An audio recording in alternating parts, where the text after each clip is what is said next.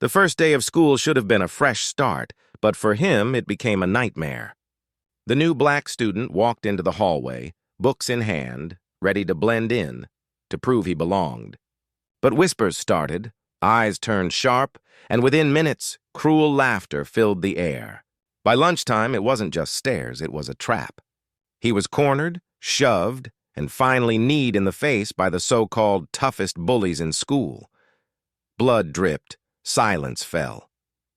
But what no one expected was what happened next. Because this wasn't just another victim story, this was about to become a reckoning.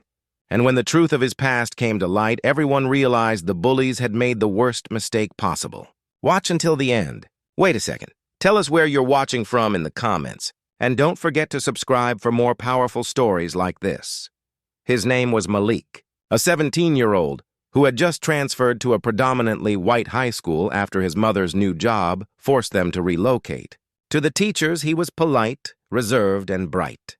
To his classmates, however, he was different, and being different often made him a target. Malik had grown up in a tough neighborhood where respect wasn't given. It was earned. What no one here knew was that beneath his quiet exterior was a history carved from battles far harsher than schoolyard cruelty. That morning, Malik had walked through the school gates with cautious optimism. He imagined himself joining the basketball team, making new friends, maybe even blending in. But by the second period, he noticed the mocking grins, the deliberate bumps in the hallway, the way some whispered racial slurs under their breath. He brushed it off, trying to focus on class. Yet, as the hours passed, the tension built. He knew the signs.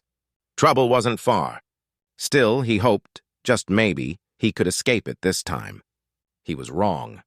By lunchtime, the whispers turned into open hostility. Malik grabbed his tray and searched for a place to sit. But tables closed off as if by an unspoken rule. Finally, he sat alone, head down, trying to eat quickly. That's when three boys, the school's notorious bullies, approached. They towered over him, smirks plastered across their faces. One knocked his tray to the floor. Another mocked his skin, while the third leaned in, promising he'd teach him a lesson for daring to show up. The cafeteria fell silent as students waited for the spectacle. Malik clenched his fists under the table, forcing himself to breathe. He remembered his mother's plea that morning. Stay calm, no matter what. Don't give them a reason. So he stood up and walked away. But that act of restraint only fueled them further. Outside in the courtyard, they followed, jeering, circling him like predators. Malik kept moving, but soon his back was against a wall. Then came the first shove. His books are scattered. The second bully spat a slur in his face. And before he could react, a sharp knee struck his nose, blood gushing instantly. The crowd gasped. Malik stumbled, vision blurring. For a split second, the world tilted, and he thought of his mother, her sacrifices, her warnings. But something inside him snapped.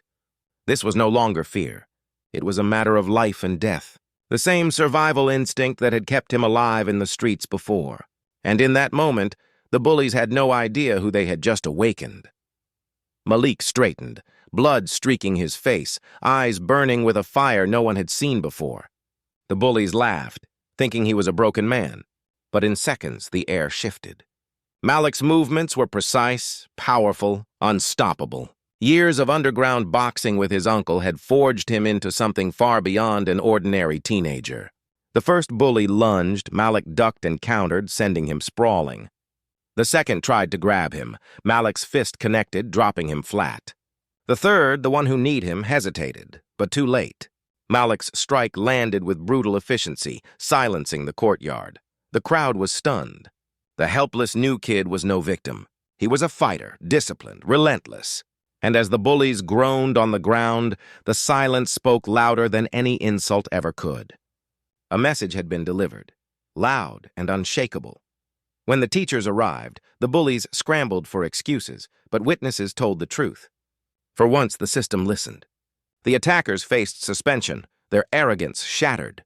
Malik, though bruised and bloodied, walked away with his head high, not because he fought, but because he had defended his dignity in the face of hatred.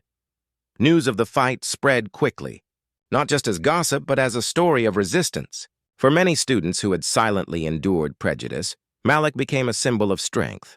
Yet beneath the victory was a sobering truth. No teenager should have to bleed just to be respected. Malik's story wasn't just about fists. It was about survival in a world where racism still lurked in hallways, classrooms, and hearts. The question is, how many more Maliks must rise before schools and society itself finally change? Where are you watching from? Take care.